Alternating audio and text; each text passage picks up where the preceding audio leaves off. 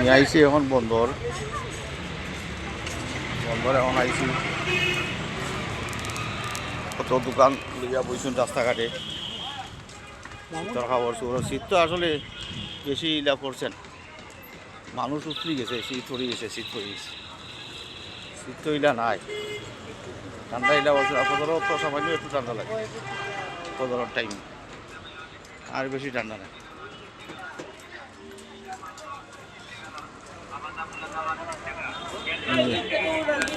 এই তো মানুষের কি আছে ভিড়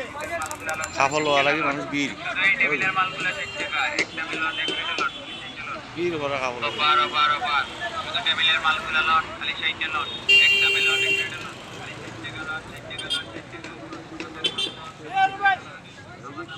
যাত ভিড় দেবো গামাইছে কাপড় কিনেছে